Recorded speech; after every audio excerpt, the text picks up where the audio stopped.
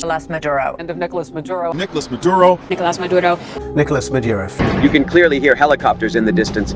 It's 1:58 in the morning. They're attacking Fort Pula.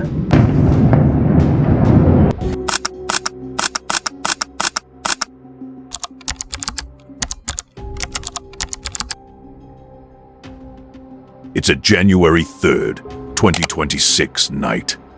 The air is heavy over Caracas, and the lights in the sky turn the city into a scene its residents have never witnessed before. In the presidential palace sits a man who once thought he was untouchable. His name is Nicolas Maduro.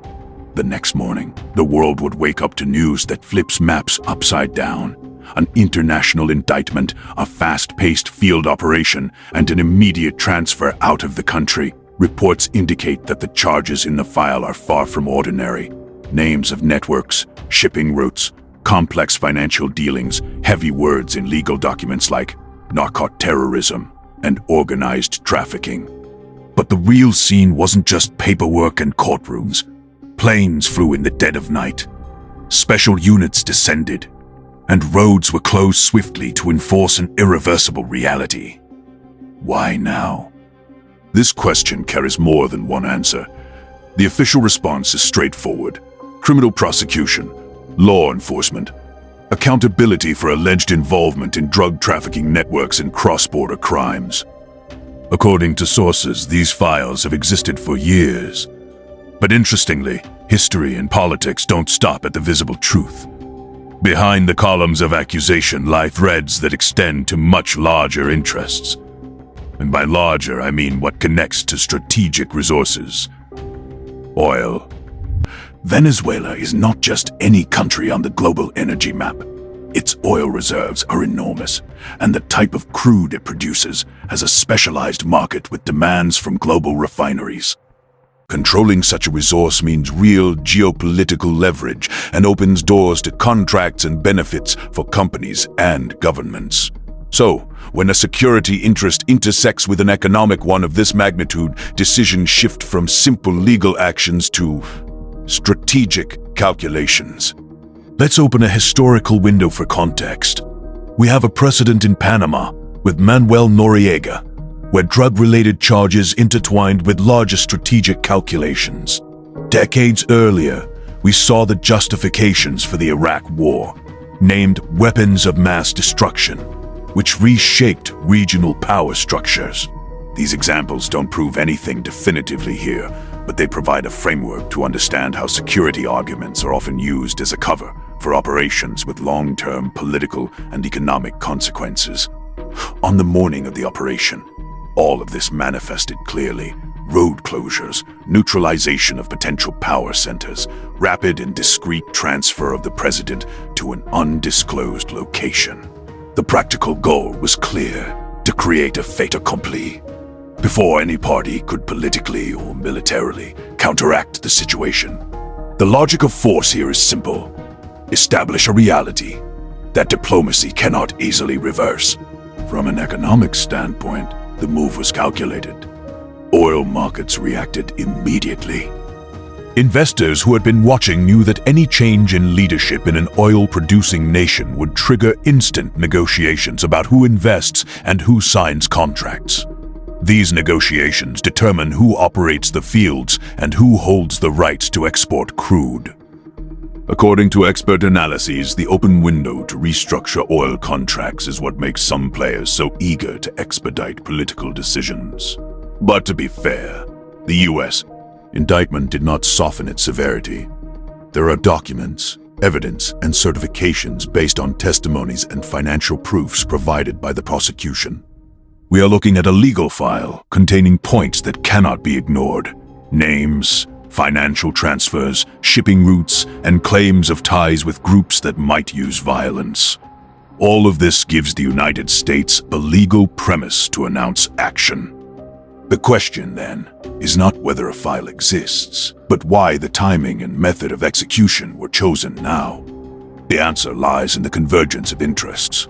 When you review energy maps and investment flows, you see that the doors for returning investment were blocked for multiple reasons: internal administration issues, international sanctions, and operational risk fears. Reopening those doors requires more than agreements. It needs political facts that instill confidence in investors. A rapid and decisive operation can address this. It creates a new political reality suggesting the situation is stable enough for contracts.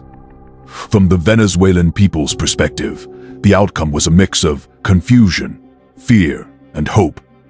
Some viewed it as a victory for justice and the possibility of better resource management. Others saw it as a violation of sovereignty and an external attack on their future, especially those who tie their fate to the material symbol of leadership. This division created deep rifts within institutions. The military found itself at a crossroads between resistance and maintaining temporary stability. Internationally, reactions varied. Traditional allies condemned the method, pointing to violations of international legitimacy, while other parties supported the plan as a step toward law enforcement against alleged criminals. This split reflects the depth of the crisis. It's not just a legal issue, but a diplomatic battlefield where larger interests dominate any local concern. The case is now in the courts. The defense team challenges the legality of the arrest and questions how evidence was collected. The prosecution presents its case, linking the president to networks and methodologies confirmed by international investigations. In the courtroom, documents will be scrutinized, loopholes exposed, and witness testimonies may bring unexpected developments. But the trial alone does not determine who wins in the arena of interests. Politics moves faster than law, and economic decisions are made behind closed doors before being publicly announced. At a pivotal moment, who truly benefits if the leadership of an oil-producing country changes? Who will retain extraction rights? Who will secure the contracts? These questions aren't hypothetical. They are active conversations happening now in private rooms among energy companies, government representatives, and international investors.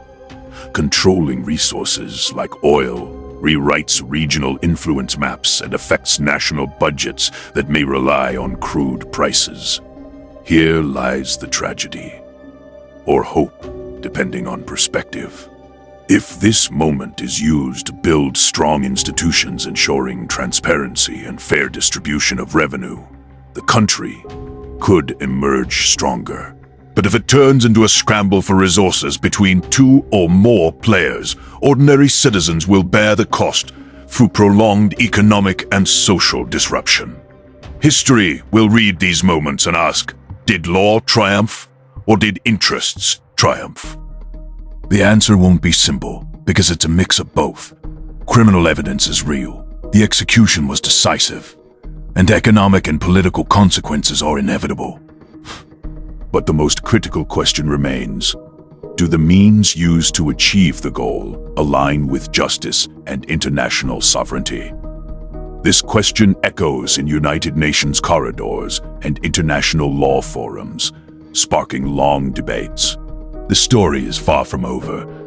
Legal battles may last, political settlements will continue behind the scenes, and markets will watch every statement and every transfer. Citizens will live with the effects day by day, and the fate of the nation will be measured by whether the next steps achieve real stability or open doors for external interests.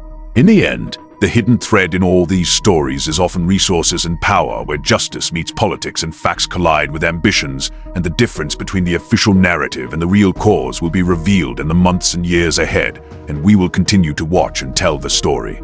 And if you want to follow what will be uncovered next, and other truths, subscribe and stay with us. And as I always say, what's told is only half the story. Rest is told here.